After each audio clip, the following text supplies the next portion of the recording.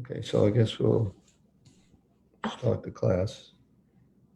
Om Namo Bhagavate Vasudevaya. Om Namo Bhagavate Vasudevaya. Om Namo Bhagavate Vasudevaya. Om Namo Bhagavate Vasudevaya. Om Namo Bhagavate Vasudevaya. Om Namo Bhagavate Vasudevaya. Narayanam Namaskritya Naram Chaiva Narottamam Devim Saraswatim Vyasam Tato Jayam Udirayat. Before reciting the Srimad Bhagavatam, which is the very means of conquest, one should offer respectful obeisances unto the personality of Godhead Narayan, unto Narayan Rishi, the supreme human being, unto Mother Saraswati, the goddess of learning, and unto Srila Vyasadeva, the author. Nasta Praeshu Bhadreshu Nityam Bhagavati Sevaya Bhagavati Uttama Shloke Bhakti Bhavati Naistaki. By regular attendance in classes on the Bhagavatam and by rendering of service to the pure devotee, all that is troublesome to the heart is almost completely destroyed, and loving service unto the personality of Godhead, who is praised with transcendental songs, is established as an irrevocable fact. So the verse I'd like to do today is from the second canto, chapter 1, text 5. So I don't know if somebody can put it on. 215.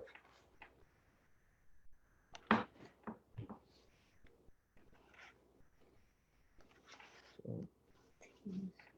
I can start. Okay.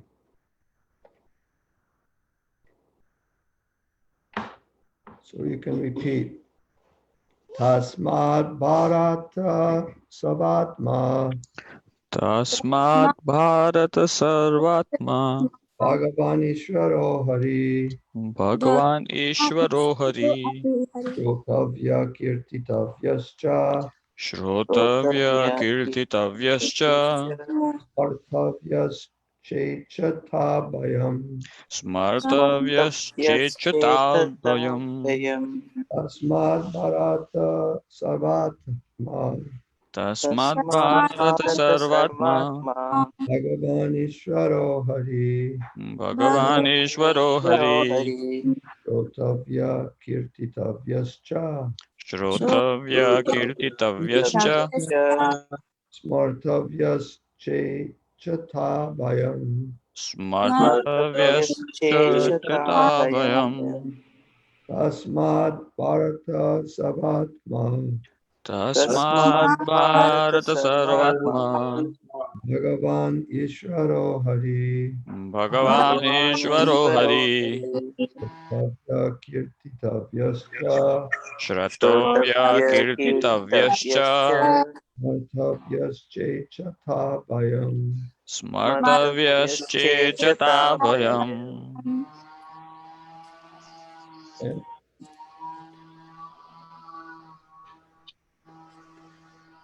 Tasmad Bharata Sarvatma Tasmat Bharata Sarvatma Bhagavana Ishvaro Hari Bhagavana Ishvaro Hari Srotavyah Kirtitavyascha Shrotavya Kirtitavyascha Martavyascha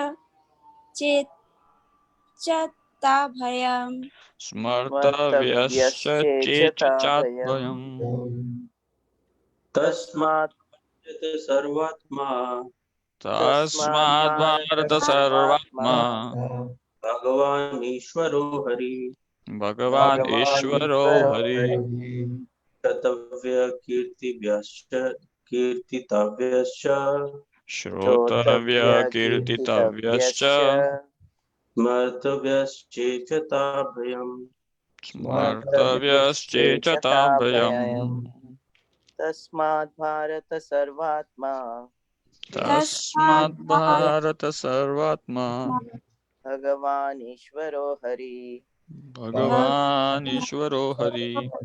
श्रोतव्य कीर्तितव्यश्च Shrotavya Kirtitavyascha स्मर्तव्यश्चेचताभयम् Smartavyaschechatavayam. अस्मत् भारत सर्वात्मा तस्मात् Tasmad Bharat Bharata सर्वात्मा Sarvatma भगवान् ईश्वरो Hari Bhagavan ईश्वरो Ishvaro Hari Hari. श्रोतव्य कीर्तितव्यश्च Shrotavya श्रोतव्य कीर्तितव्यश्च Kirtitavyascha कर्तव्यश्चेच्छताभयम् स्मर्तव्यश्चेचताभयम् Smartavyaschechatavayam. तस्माद् भारत सर्वात्मा तस्मात् Tasmad भारत Bharata सर्वात्मा Sarvatma भगवान् ईश्वरो हरि Bhagavan भगवान् Ishvaro ईश्वरो Hari.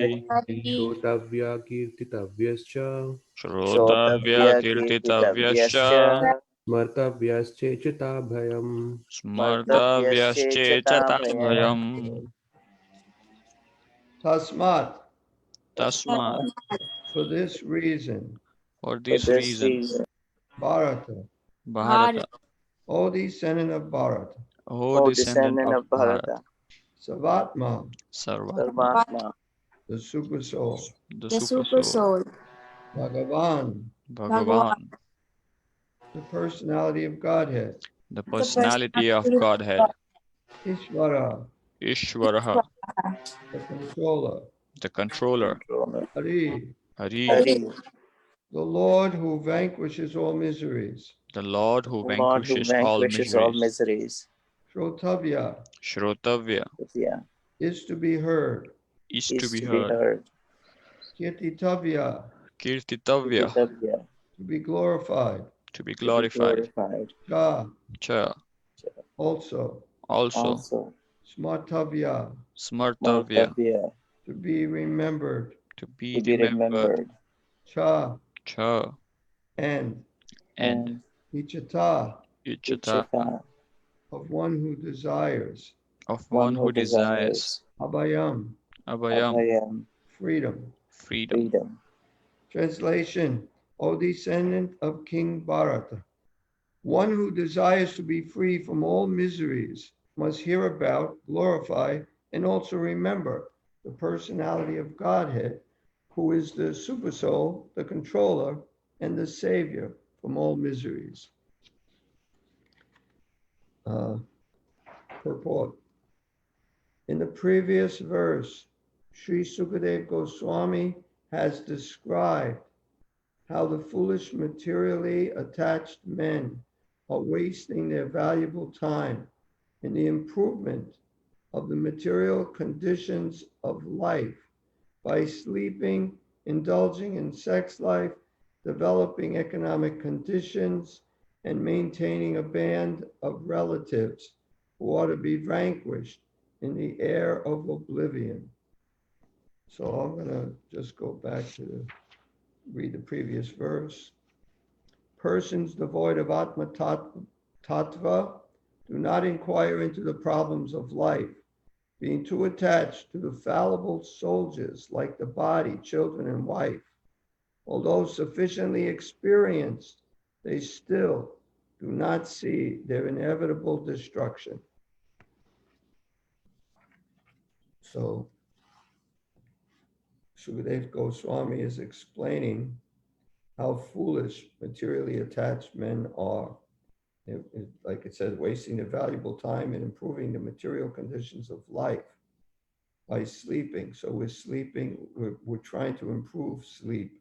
We have so many nice beds now, so many nice mattresses to improve sleep. And if in case you got sleep apnea, they have plenty of machines for that. Whereas years ago, I don't, people had sleep apnea, they didn't even know it. They just slept without all of these things. So improving the conditions of sleeping, indulging in sex life, which is a big business. I didn't look it up how much the sex business makes. I'm sure it's in the billions, and all the different paraphernalia and all the different drugs, and so many other things. Developing economic conditions. So they're trying to make more and more money, never satisfied, never have enough. And maintaining, this part I like, a band of relatives who are to be vanquished in the air of oblivion. So this is our life. This is the life of a materialist. So we don't want to have that same life of a materialist. So being engaged in all these materialistic activities, the living soul entangles himself in the cycle of the law of fruitive actions. This entails the chain of birth and death in the 8,400,000 species of life, the aquatics, the vegetables, the reptiles, the birds, the beasts, and the uncivilized men, and then again, the human form, which is the chance for getting out of the cycle of fruitive action. I mean, it mentions how the uncivilized men and the human form. So human life begins when one starts following the regulated principles. So most people are considered two-legged animals. Therefore, if one desires freedom from the vicious cycle, this vicious cycle, taking birth as a fish, fish are the lowest, lower than vegetables. Now, you might think a fish seems to be more conscious than a vegetable, and they might be. Actually, this is something that I speculated on to try to come up with some answer that made sense to me, because to me, a fish seems more advanced than a carrot. But the only conclusion I came up with is that a carrot can be offered to Krishna. And so the carrot can make some spiritual progress. The fish really doesn't have any chance. So the fish are the lowest. Now, I'm not positive that's the only reason, but that is the reason that satisfied me. So I didn't try to figure out anything else. So therefore, if one desires freedom from the vicious cycle, then one must cease to act as a karmi. So here, karmi, or enjoyer of the results of one's own work, good or bad. So of course, we don't want the bad reactions, but if we take the good reactions, we also get the bad reactions. So one has to be detached from both of these. So one should not do anything, either good or bad, on his own account, but must execute everything on behalf of the Supreme Lord, the ultimate proprietor of everything that be. So this is a problem we have, is it's a problem because we've been like this for this whole life. So we're very conditioned, and we don't even know how many lives in the past that we've been like this. But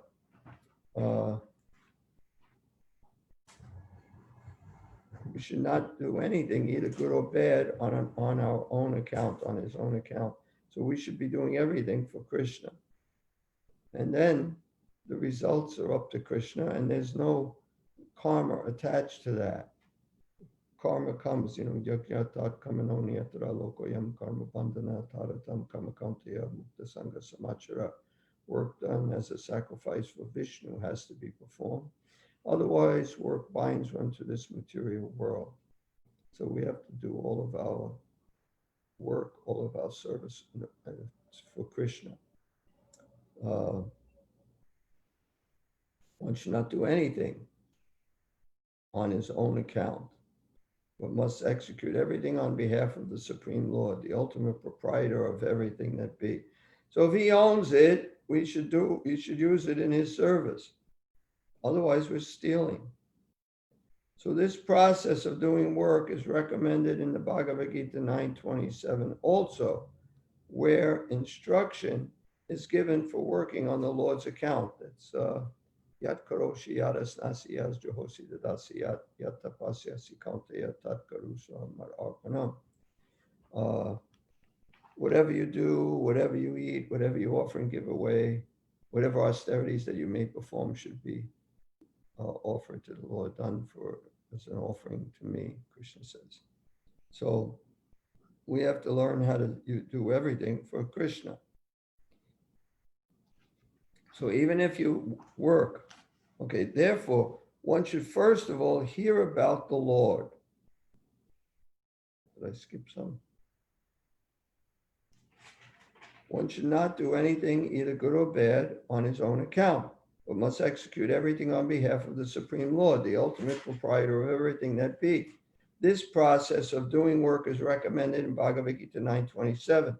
Also, where instruction is given for working on the Lord's account. Therefore, one should first of all hear about the Lord.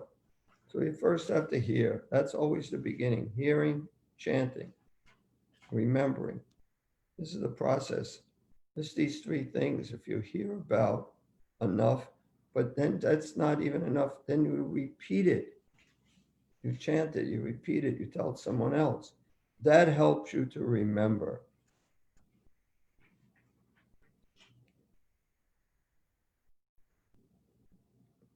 So even we stress chanting so much, but first you have to hear before you can chant. Otherwise, you don't know what to chant. When one has perfectly and scrutinizingly heard, one must glorify his acts and his with a capital H, acts and deeds, and thus it will become possible to remember constantly the transcendental nature of the Lord. So that's the process. Hearing and then chanting. Sometimes devotees, very advanced devotees, Bhakti Siddhanta, even Srila Prabhupada, they take some time from not doing anything but hear, chant so many rounds, just hearing, and then they go out and preach. We should, like even in the Bhagavatam, it says, by regularly hearing the Bhagavatam.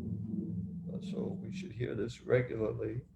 And by hearing it, we get purified of our contaminations. Regularly hearing. It's like medicine. When you take medicine, you have to take it according to the prescription of the physician. So you have to take the medicine every single day, at 3 times a day, whatever it might be. So this is the medicine, hearing. We have to take this medicine. We have to make ourselves hear. When we make ourselves hear by reading Prabhupada's books, then we get purified. And we're always happy we've done it. It's just Maya keeps us from doing it by saying we should be doing other things. Once you do this, it seems difficult to do, just the hearing. But if we make ourselves do it, at least for myself, I have to make myself do it. And if I do, I'm always glad I did. I'm never at the point where I made myself hear, read from some book Prabhupada had wrote, and then I felt, oh, that was a waste of time. That never occurred. It's difficult to get myself to do it, but once I do it, I'm always glad I did it. That was my experience even before moving into the temple. They didn't have so many books at that time. It was Bhagavad Gita, and there was a few books, but I had 2 of them, Bhagavad Gita and Krishna book. And every night I'd make myself read those 2 books. And normally we'd be watching TV with my family, mostly cowboy cowboy shows, not movies. And but I'd make myself, I'd go in the back room and I just read. And every single time I did it, I was always glad that I did that instead of watching some stupid cowboy show. And still I have that same experience now. If there's always something else to do, but if you make yourself hear something, it's always you'll never regret it. So when one has perfectly and scrutinizingly heard, one must glorify his acts and deeds, and thus it will become possible to remember constantly the transcendental nature of the Lord. Hearing about and glorifying the Lord are identical with the transcendental nature of the Lord. And by so doing, one will be always in the association of the Lord. So this is a very important point. Hearing about and glorifying the Lord are identical with the transcendental nature of the Lord. It's not different than Krishna. Hearing about Krishna and speaking about Krishna is not different than Krishna. You're associating with Krishna. And by so doing, one will be always in the association of the Lord. And what happens then? This brings freedom from all sorts of fear. By associating with the Lord, you're not afraid. You're transcendental. You know you're a spirit soul. There's nothing to fear. The Lord is the super soul, Paramatma, present in the hearts of all living beings. And thus, by the above hearing and glorifying process, the Lord invites the association of all, he invites the association of all in his creation. The Lord is the super soul, present in the hearts of all living beings. And thus, by the above hearing and glorifying process, the Lord invites the association of all in his creation. He invites us to associate with him, be with him. Invites us by just hearing about him. And Prabhupada has made it very easy. He's came and he distributed so much, he wrote so much about the Lord. And he had us distribute these writings, and he himself distributed them.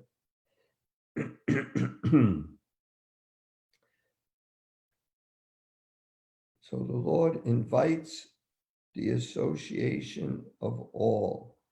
He invites us to associate with him through the simple process of hearing and chanting. The process of hearing about and glorifying the Lord is applicable for everyone, whoever he may be, and it will lead one to the ultimate success in everything which one may be engaged by providence. Success in everything in which one may be engaged by providence. So this hearing and chanting is not just for the Brahmins, not just for the Kshatriyas, not just for any particular caste, creed, anyone, even any religion, but as we hear and chant about Krishna, or even hear and chant about God, even if we don't know it's Krishna, it's purifying. So this is meant for everyone to hear and chant about Krishna. So there are many classes of human beings. The fruitive workers, the empiric philosophers, the mystic yogis, and ultimately the unalloyed devotees. For all of them, one and the same process is applicable for achieving the desired success. The same process is for everyone. Whether you're a karmi, yogi, jnani, hear and chant.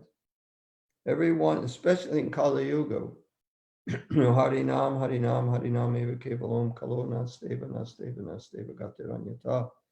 That the only way is the only way of deliverance is to chant the holy names of the Lord. Chant the holy names, chant the holy names. So that's hearing. You have to hear the holy names before you chant. And that when it says even the holy names, it's also Bhagavatam. By chanting Bhagavatam, that's part of what we're supposed to be hearing and chanting in this age. And it's meant for everyone, all classes. Everyone wants to be free from all kinds of fear. And everyone wants the fullest extent of happiness in life. So, people may not think they want to become free from fear. They may not think they're fearful, but everyone is fearful. When there's a car accident, when you're almost going to have a car accident, you get really scared. Of course, if somebody, holds you up with a gun, you'd be pretty scared. You'd be fearful. There's so many instances it doesn't happen to us regularly, but when it happens to us, we are fearful. But if we actually hearing and chanting about Krishna, then we see Krishna is completely controlling everything in our lives. And this is all coming from Krishna, whatever it might be. So we don't have any fear. And of course, fullest extent of happiness in life, that no one would disagree with, that they'd like to be happy. And they want to be happy to the max, whatever I can. And they think that economic development is going to help me become happy. But ultimately, you're going to get so much happiness and so much distress, no matter what you do. You may not have faith in that. But if you have faith in that, then you just serve Krishna and you still get the same amount of happiness and distress materially. But you ultimately become free from fear and you'll ultimately be happy because you're associating with Krishna. But that's a spiritual happiness, not material. Materially, we're destined to get so much happiness and so much distress. Even if you're a devotee, you're still going to get material happiness and distress. But as a devotee, you shouldn't be so affected by it. You should be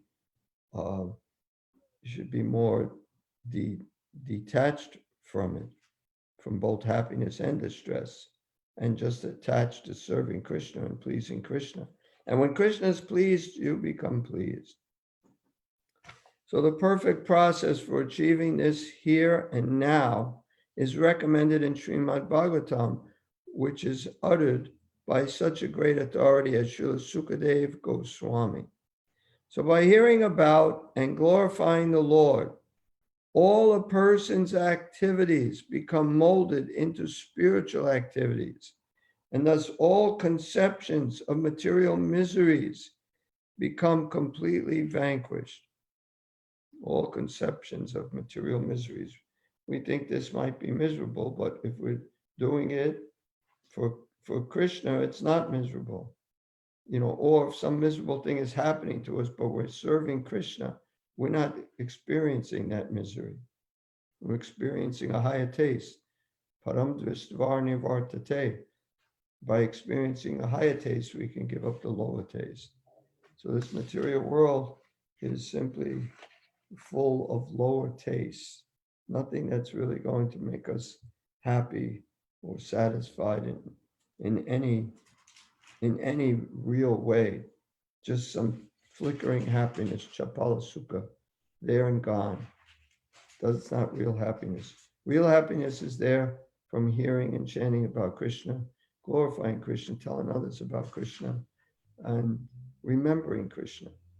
Then one is happy and doesn't have any fear.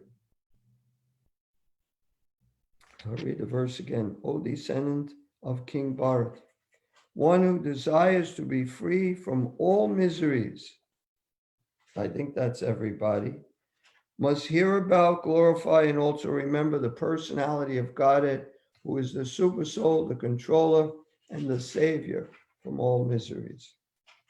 So that's all we have to do to become free from all miseries. It's nice not to be miserable. Unfortunately, most people are miserable. Hey, how you doing? Oh, I'm miserable. People don't generally answer like that, but that's generally the fact. Because you can't be really happy in this material world without God, Krishna.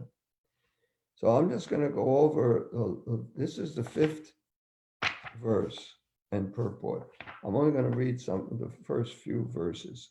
First verse, Sri Sukadeva Goswami said, "My dear king, your question is glorious because it is very beneficial to all kinds of people. The answer to this question is the prime subject matter for hearing. and it is approved by all transcendentalists. So that question is,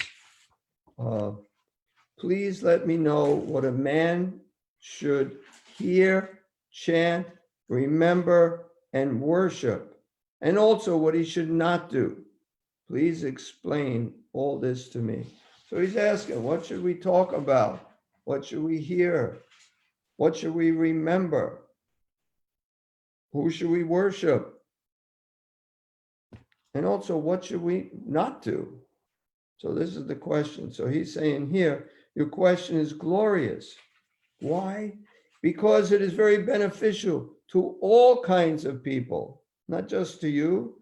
It's beneficial to everyone.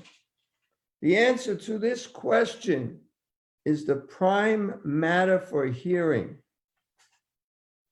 This is the prime matter for hearing. We have so many matters to hear about, but the prime matter for hearing is the answer to this question of what should we be hearing about? What should we be chanting? What should we be remembering?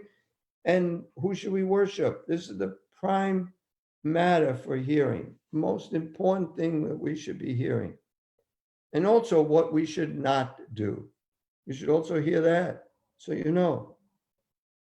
And it says for hearing. And it is approved by all transcendentalists. So there are different transcendentalists. There's the Gyanis, the Yogis, the Bhaktas, the devotees. And all of them approve the same thing as to, this is a very important, the most important question, the most important subject of what we should be hearing about. So that's in the, that was the first verse. I mean, that was next to the last verse of the previous chapter. And then the first verse of this chapter is, my dear king, your question is glorious because it is very beneficial to all kinds of people. The answer to this question is the prime subject matter for hearing, and it is approved by all transcendentalists.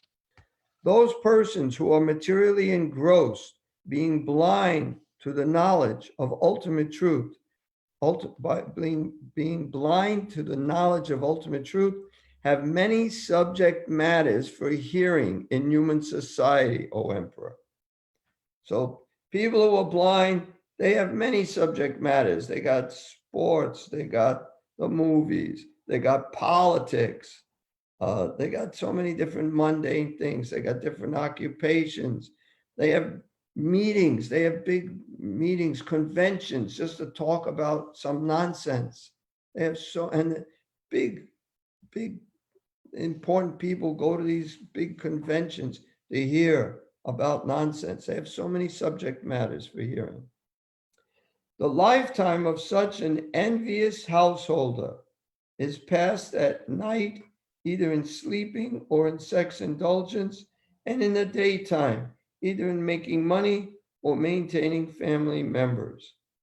So this is what they do. They hear their nonsense and they just take care of their sense gratification day and night in different ways. And then the verse just before the verse we talked about extensively, persons devoid of Atma Tattva do not inquire into the problems of life, being too attached to the fallible soldiers, like the body, children, and wife. Although sufficiently experienced, they still do not see their inevitable destruction. This is really interesting because persons devoid of Atma Tattva, these are people who don't have any questions about the absolute truth. Why am I here? Who am I? What's the purpose of life? They're devoid of it. Do not inquire into the problems of life. But that, you might say that's not true. They inquire into the problems of life. Right now, there are so many people that are protesting because of one problem is police brutality. So they're protesting. They're trying to find a solution, and they're coming up with some solutions. Do away with the police, change the laws with the police, do so many things. But this is not going to solve the problems of life. It probably won't even solve that one problem they're trying to solve. The only way to solve any of these problems is by hearing and chanting about Krishna. there's no material solution to the material problems. You can find some temporary solution for one thing, and it's going to come out in another thing. Just like you find some cure for this disease, this COVID-19, and there'll be another disease. It's not the stop all and end all of problems when you solve one problem. The problems are still there. Life is full of problems. But those problems would be minimized and maybe completely eradicated. I mean, there'll still be death, but the death wouldn't be the same. The death would be, going back to the spiritual world. But these problems, police brutality, these problems of economic development, these problems of this diseases, if everyone was devotees, they wouldn't be there. You're not going to get punished. These things are there because we're sinful. Mainly this disease thing is because of meat eating. Because almost all these diseases come from animals.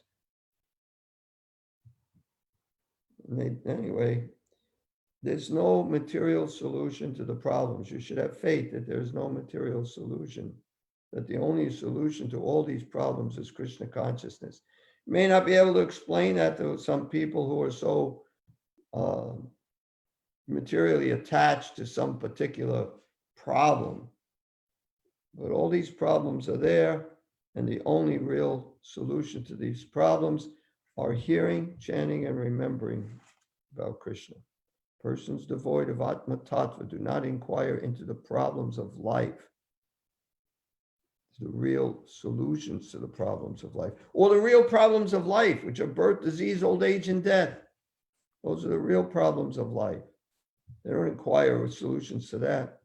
Being too attached to the fallible soldiers, like the body, children, and wife. Fallible soldiers, because they can't really help you. Body can't help you. At the time of death, you're laying in your deathbed, everyone around you.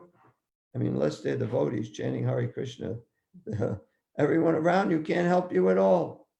You're getting pulled out by the Yamadutas from this body, and everyone is just looking peacefully. They're fallible soldiers. It said, like in a plane in the war, Second World War, even First World War, when planes would fight with one another, one plane tries to shoot down the other plane.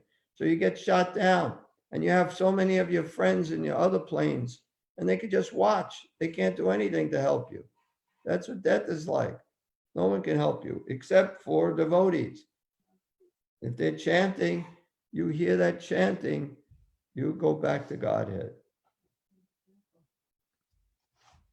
So these fallible soldiers, like the body, children, and wife, although sufficiently experienced, they still do not see their inevitable destruction. So those are the verses preceding the verse we did today. O descendant of King Bharat, one who desires to be free from all miseries, must hear about, glorify, and also remember the personality of Godhead, who is the super soul, the controller, and the savior from all miseries. Okay, does anyone have any questions? Shiva has a question. Well, or I hope it ain't too an hard. elaboration or something. You mentioned something about envious householders. What is a symptom of an envious householder? Just that they want what the others have? Okay, she said, mention envious householders. What is a symptom of envious householders?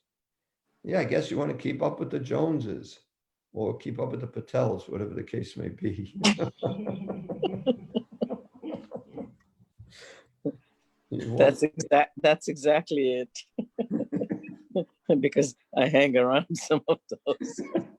Take it from experience. Or used to hang around some of those. You want to do better than everyone. You're envious. They have something you don't have. Then you want to get it. They have you have a nice Toyota Camry, but they have a BMW. So now I need a BMW. It's like you're envious. It may not be so envious that you you hate them, you know, but you get affected by it, thinking they're enjoying more than you are.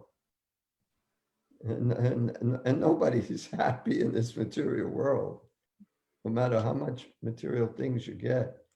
I mean, I've seen a bumper sticker on somebody's car. It says, "He who dies with the most toys wins."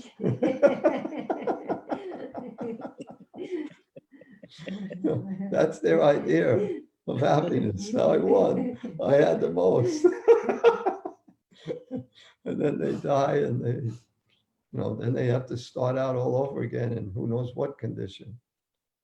But this can extend through all ashrams.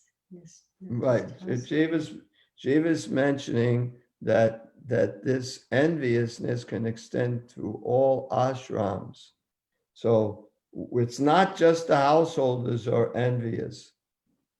The brahmacharis may be envious.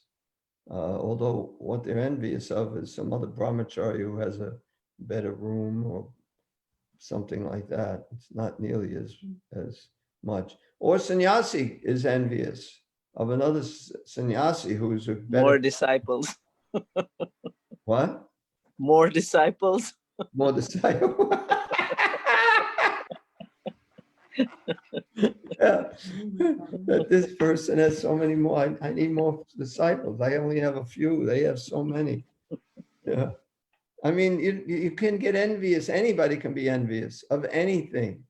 May seem insignificant if you look at it objectively, but you're still envious of it. This person gives better classes, so I'm envious of them. Yeah, could be subtler envies also, right? Subtler enviousness. Well, can you give an example of subtle envy? Subtle envious. I guess better classes is a more subtle enviousness. Yeah, it's not so gross. It's not so gross, yeah. Right, but it's still envy. Yeah, and if you're trying to improve to give better classes, then it may not be so bad. Right, but if your desire to give better classes is so I can give better classes than him, that's not very good. Mm-hmm. It's not gonna work. We should feel encouraged. Someone gives a better class than me. I should feel this. I should be pleased with that devotee, that they're so Krishna conscious, and I'm happy for them. And I wish I could give a class, and maybe I should study more so I can give better classes. That's good. Mm-hmm. But just to be envious, that's bad.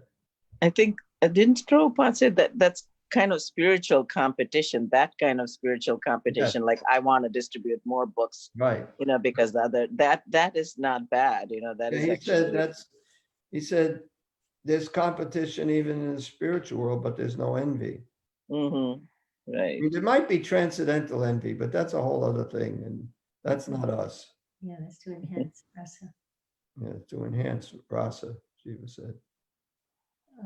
When Bhishma was lying down and he gave the advice to Yudhisthira, did he mention a way to overcome envy? Oh, was that one of the ones? Yeah. Do you She remember said what it when was? Bhishma was lying on the bed of arrows and Yudhisthira came for instructions, that he gave some instructions on how to become free from envy. And I remember that. And the instruction was to become free from envy, you give up sense gratification. Yeah. Oh, so easy. I know, but that's it. So we're only envious because they have more sense gratification than we do. It desires sense. If you give up all sense gratification, subtle and gross we can see, but even the subtle, because if I give a better class, people will think more of me and they'll glorify me. And so I might be envious that somebody gives, why would I be envious if somebody gives a better class than me? But if you're envious, it's because you want some sense gratification. So if you give up sense gratification, which is certainly easier said than done, but then you become free from envy. Simple instruction. How do you become free from envy? Give up sense gratification. Any other questions? Class on Bhishma's. Yeah, but that's not one class. That's I guess you could. I was exactly thinking about the question that Jio Mataji asked about householders. But I had a little different question, something similar. So in the Bhagavatam, we see, especially the householders are rebuked almost in every canto, almost every third chapter, the householders are rebuked. Attached householders, Graha Medhi Tucham, even Prahlad Maharaj, he's just a small little boy, even he rebukes the householder. So I don't know how he knows about his household life. He's just a 5-year little boy. But Even he knows, huh? but I mean, it almost feels like the Bhagavatam is almost against this graha. What is that? The grahastha ashram. And maybe is it because Sukdev Goswami himself is a renunciate? He never entered into grahastha life. Yeah, that's why. Maybe he's envious of the grahasthas. Yeah, that's why. That's when these sannyasis say these things. It's just because they're envious. Seriously, I mean, if you read Bhagavatam, almost every canto, every third chapter, there is something about, even Prabhupada, he was a householder. He also rebukes the grahasthas in the purports at times. So it almost gives a feeling like this grahastha ashram is a very bad ashram to be. All other ashrams are good except the grahastha ashram. Well, there's The of course distinction. problems if you're not ready for any of the other ashrams. There's problems with that. I think it's just being realistic. The more you have, generally, the easier it is to become attached. But you can be attached to nothing. You can be a brahmachari with pretty much nothing and still be attached to one little thing you have. But it's easier to give up that attachment. I remember a play we used to do. It was now when I say we used to do, this was out on Hari Nam. We're chanting Hare Krishna, and we kind of stopped chanting for about maybe 4 or 5 minutes, and we do a play, a skit, and I don't even have any idea if anybody really understood it. But somebody comes over and he says, "Hey, can I come and chant with you?" He said, "Well, you got to first give up that rock that you're carrying." So the rock is representing, material attachments. So this guy, he's got this big rock. He said, "I've been carrying this rock for my whole life. My father before him had this rock, and his father before him had it. And you want me to just give it up? No, no way." So he walks away. Then another guy comes and he's got a little smaller rock, and he tells him the same thing, basically. "Oh, I don't want to give this up. Not yet. I've had it for so long." And then somebody comes and he's got like a little pebble, and he says, "Can I come over and chant with you?" He said, "Yeah, but you have to give up that rock in your hand." And he said, "This rock? Okay." And he throws it away and he jumps over to the kirtan and joins in with the big kirtan. And we used to do this. This was many years ago in Boston Commons as a play. I have no idea if the commies understood anything.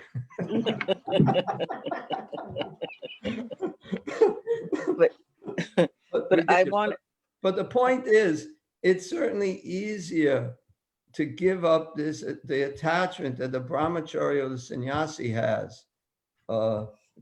Even though it's bad, it's easier than if you get so entangled. Household life is the most entangling that there is. So it's the worst. And Prabhupada said it's better if you can just remain brahmachari. You want to go back to the spiritual world, you don't have to try to bring all this extra baggage with you. So it's better, but it's as he also said that, all 99% of my disciples will get married.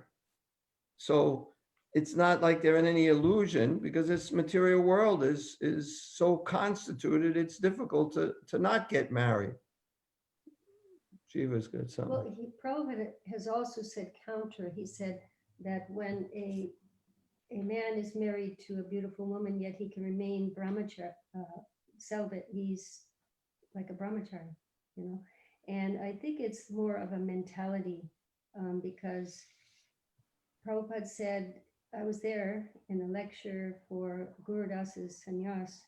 he said that we all have to take sannyas, not formally, but like, I don't remember the exact words, like mentally, we have to think of others' welfare, so I think it's also a mentality. If you have like that grihamedi, I have to get and I'm attached and like that, I think it's not just the physical ashram.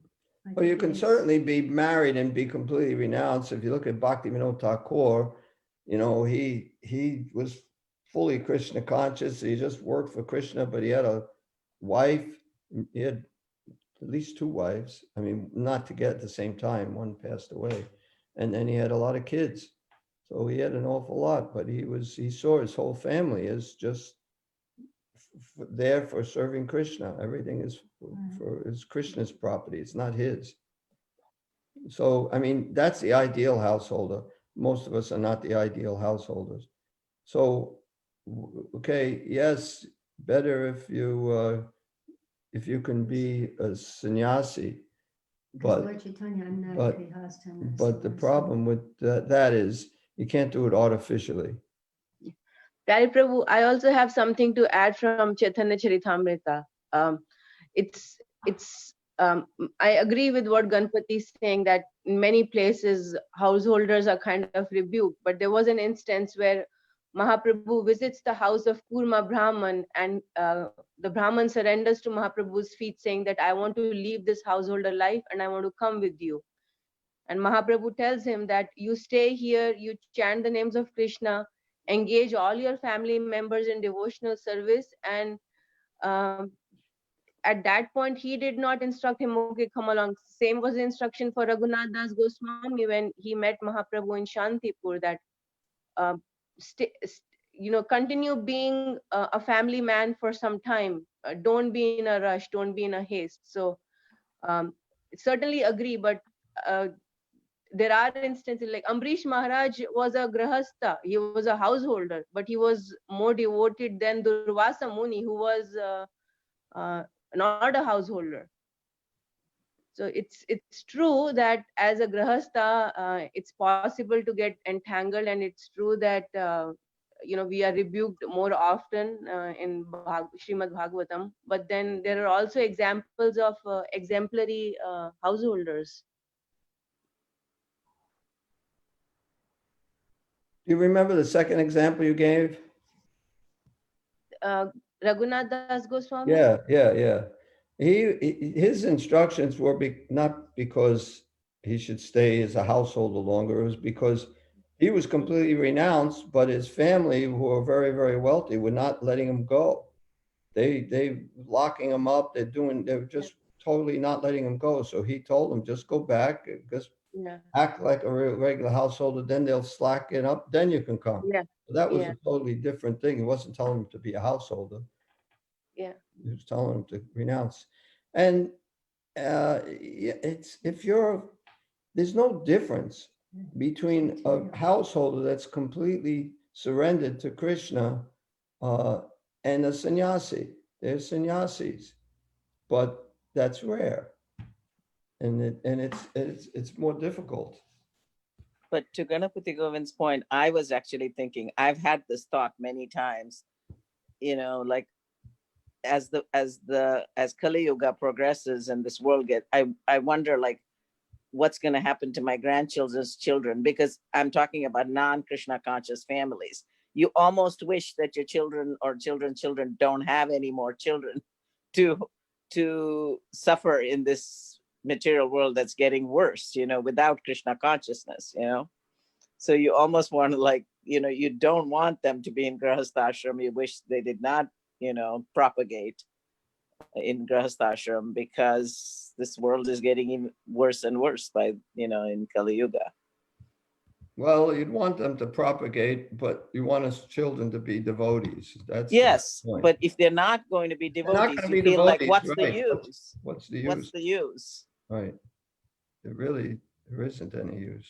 I mean, I've had that thought in my mind, so I understand that householder life without Krishna consciousness is what's the use? That's what Pyari Prabhu and Jiva Mataji mentioned. That's not Grahastha ashram, that's Grihamedis. Right, right.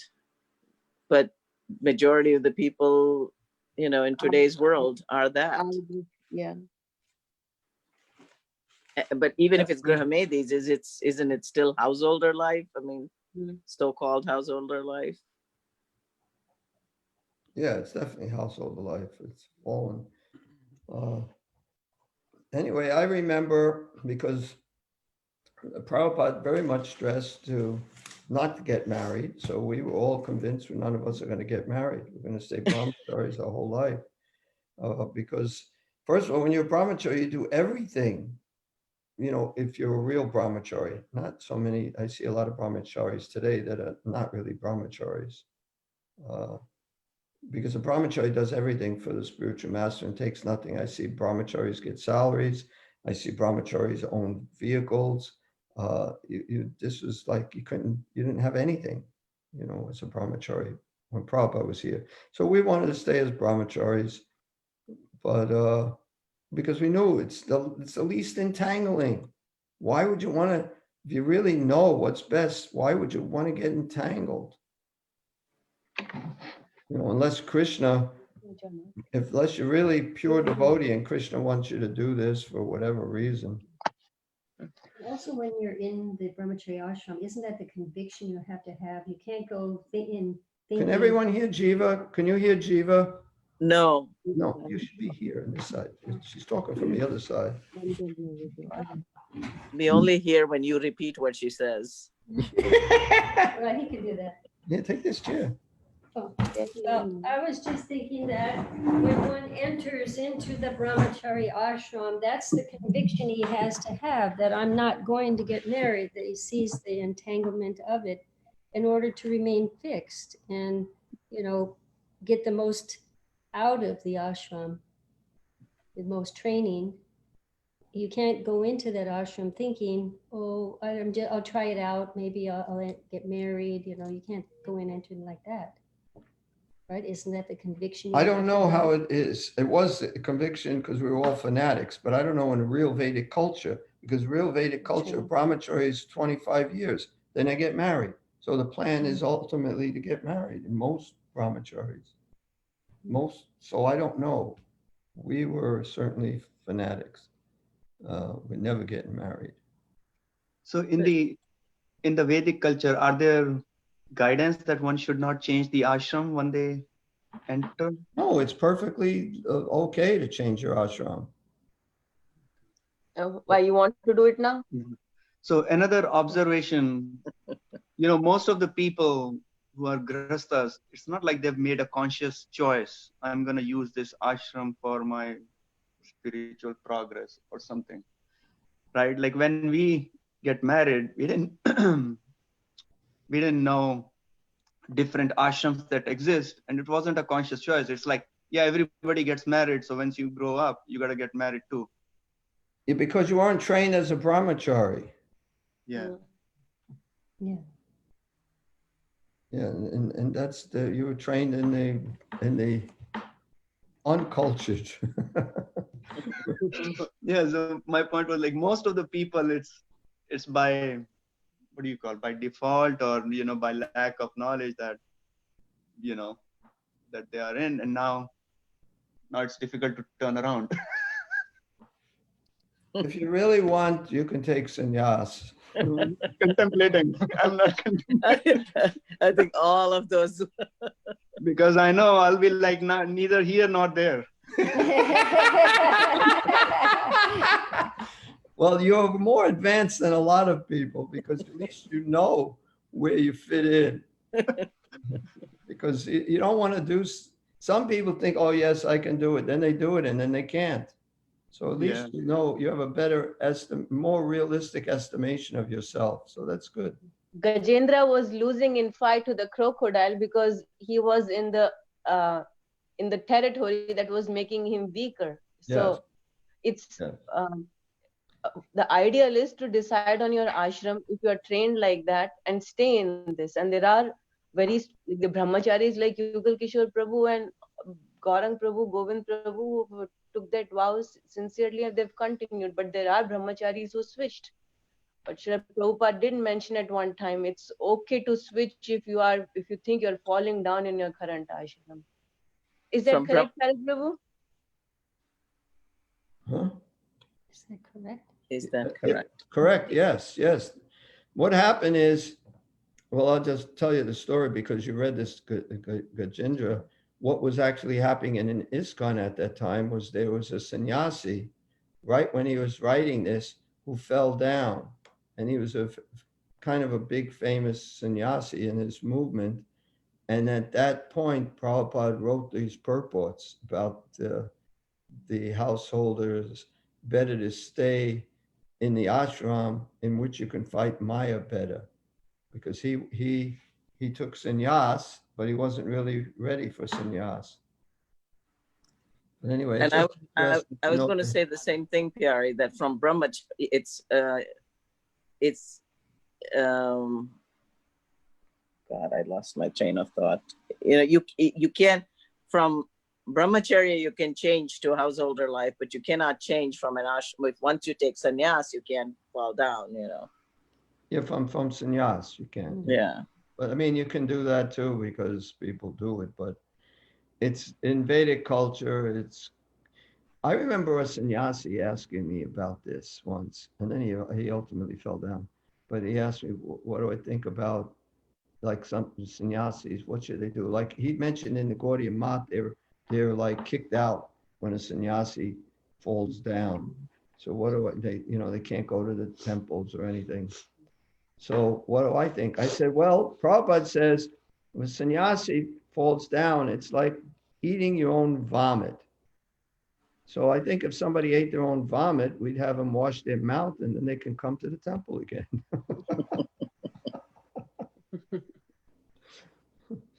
So I'm going to go back to the earlier point which Ganpati made, that grahastas are rebuked, but brahmacharis and sannyasis are not. And I haven't read or heard this somewhere, but it is a big sacrifice.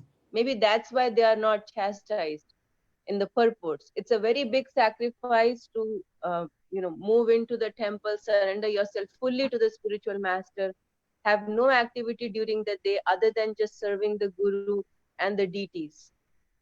There could be problems amongst brahmacharis, and as Gita Mala Mataji mentioned, subtle envy, oh, that brahmachari is getting more attention from my guru, his project is more successful than my project. But that's still better than being entangled in the grahastha web and lusting over gross items of sense gratification. But at the same time, the householders actually hold up the whole society in a sense by supporting the other ashrams too. So it's not necessarily. Yeah, Mataji, it's not one versus the other. It's also not, which one is rebuked more in the scriptures. It is like where you think you can be most Krishna conscious.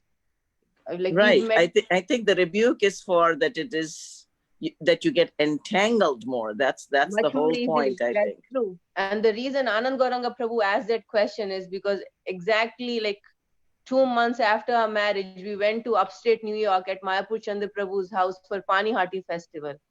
And Dhanurdhar Swami gave really long, nice class about how Raghunath Das Goswami was trying to escape from home every day. And that was Anand Gauranga Prabhu's second program. And he literally walks up to devotees there and he says, too late. I'm stuck now.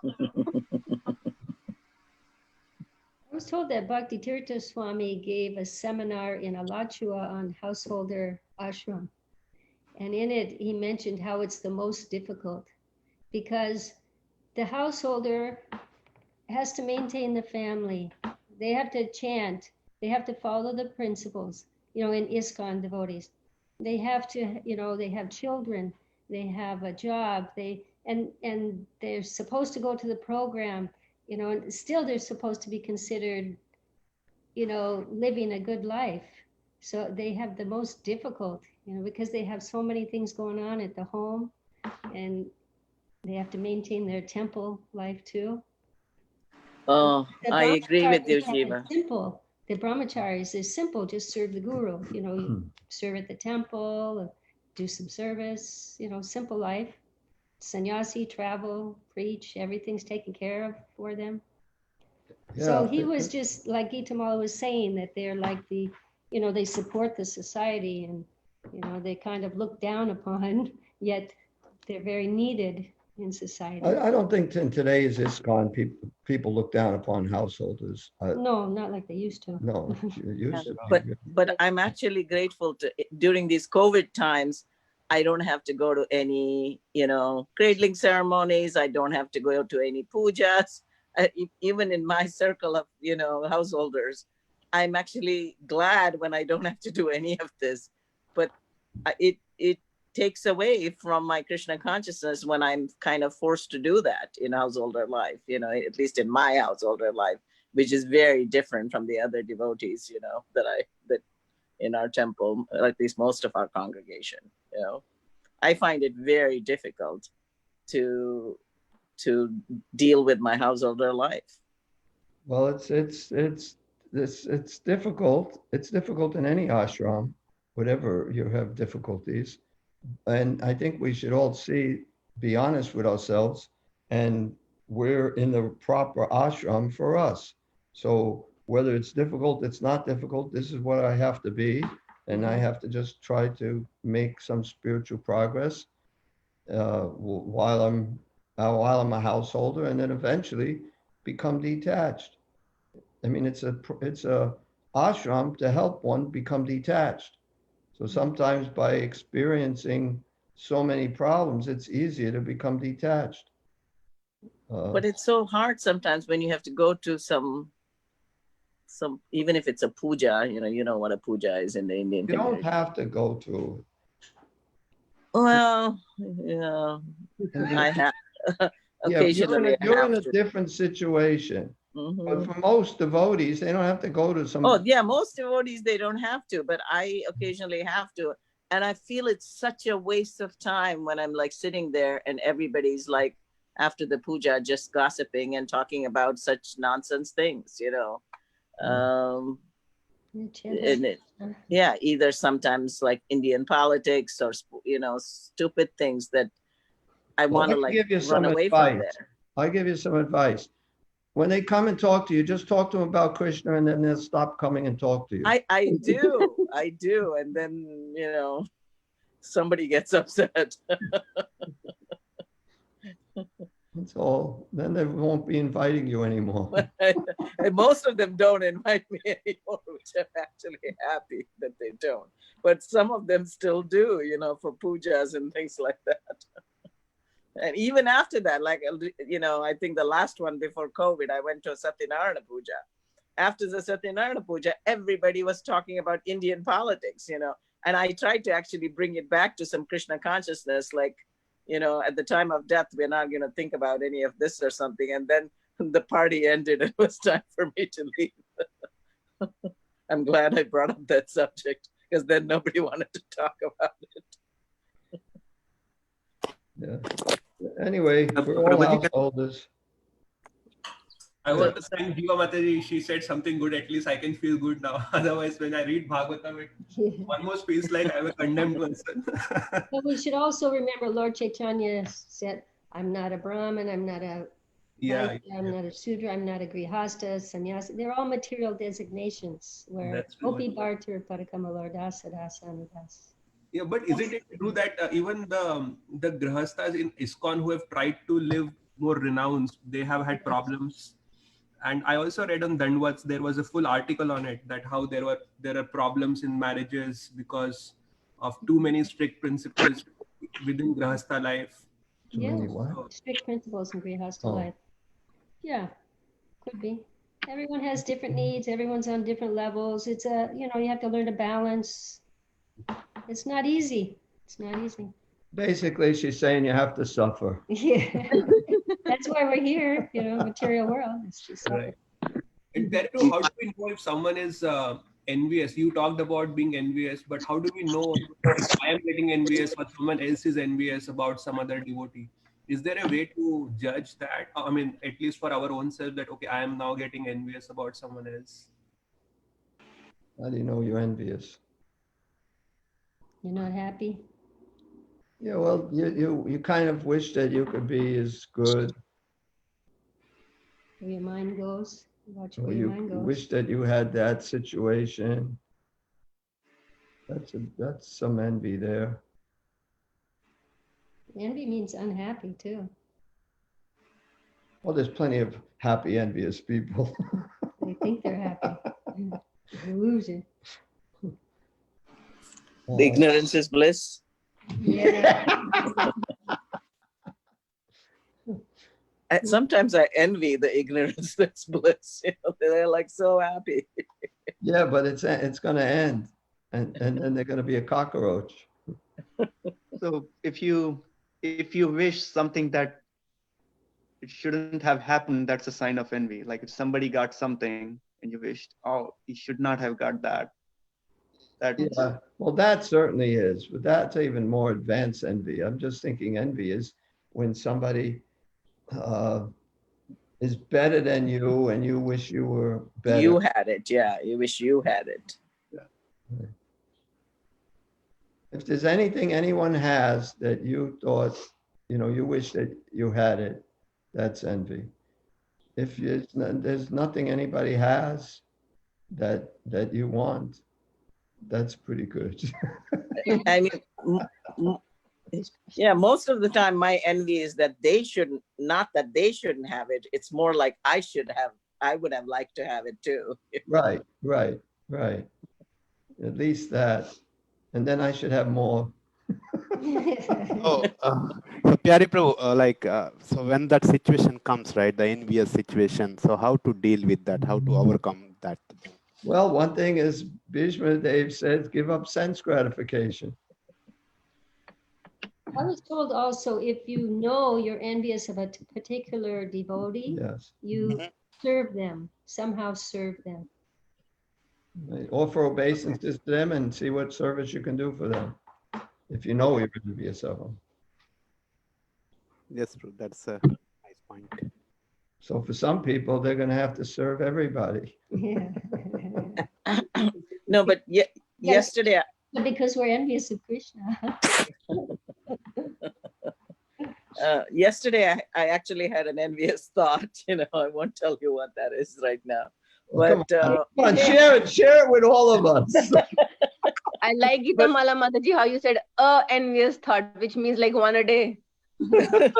No, but this was like a particular envious thought that you remember, like, oh, I wish I had that, So, but the moment I had that envious thought, I actually thought to myself, like, whatever they had is like temporary. It's all gone, So, everybody's going to die. So what's the best thing for me to have? The best thing for me to have is remembering Krishna. So that's what I really want to have. So I kind of changed that envious thought into what I really should be thinking of. And it all comes from Krishna. He's the source of everything.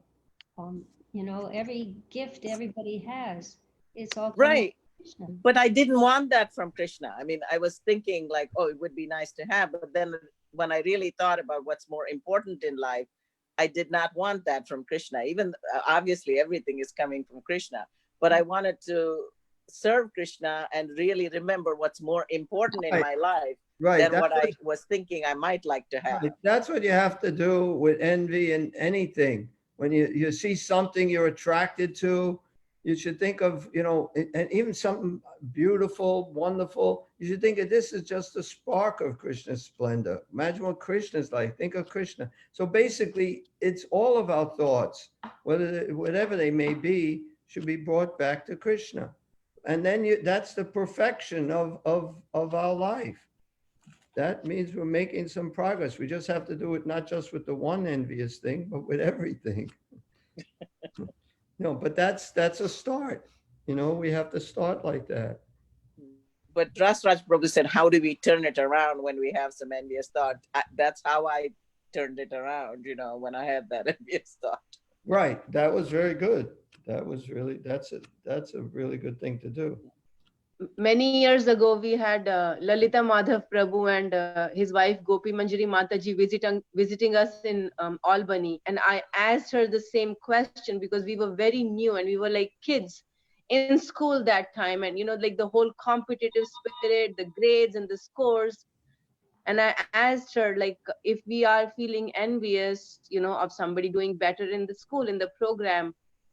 And she gave me an answer, and it applies, it's very close to what Jiva Mataji said, that if you are envious of somebody, then you serve them. And she gave her own personal example that she was living in the Brahmacharini ashram, and there was this one Mataji that she was envious of.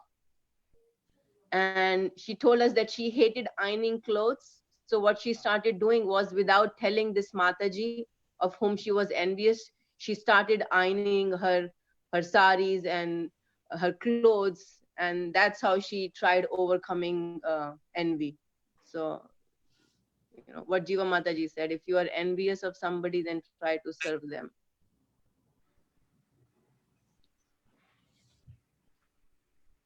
But it's not easy.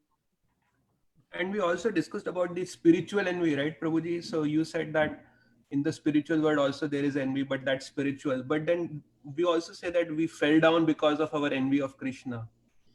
So is spiritual envy really good or it's really bad? I mean, because if we are envious of Krishna, that's really spiritual, and anything connected to Krishna is spiritual. So how does that work? I mean, Okay, class has gone on too long.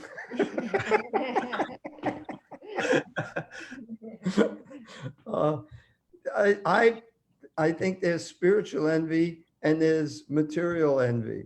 So if you're envious of Krishna and it brings you to this material world, then that wasn't spiritual envy. I'm not even sure. You can look in the Nectar of Devotion about envy for spiritual envy. If there's something in there. But it's not the same. We're happy, but we compete with them. There's no malice. Right, no malice. So I don't really have a simple answer. Krishna. The end goal is making Krishna more happy. I want to become better, so I make Krishna more happy. But the other envy is self-centered. I want something so I can enjoy. The other one is for Krishna's enjoyment, the other envy. Yeah, okay. So that is more, which is basically envy to please Krishna is good, but anything to displease is not good. Yeah. So I want to please Krishna more than you. That's but I'm pleased when you're pleasing Krishna, but I want to do it even more. That's the difference between love and lust. Right. One is for Krishna. Well, I'm glad Jiva was here.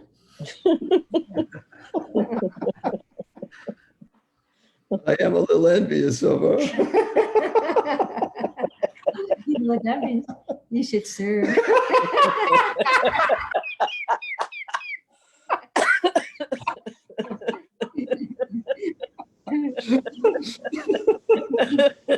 Time to help out, Pyari. I gotta go wash the pots.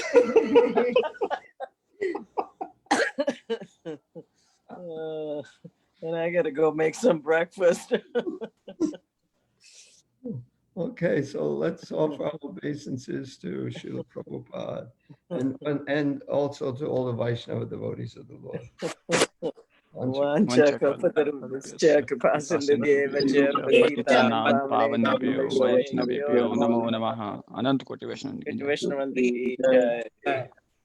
Hare Krishna, everyone. Hari Bol.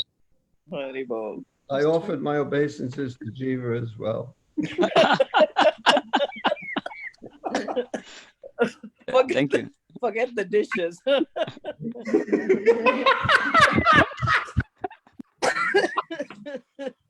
You got your obeisances, Jiva.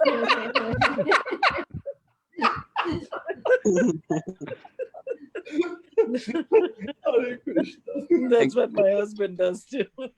Thank you for the wonderful class, Prabhu. Thank you. Hari Bol.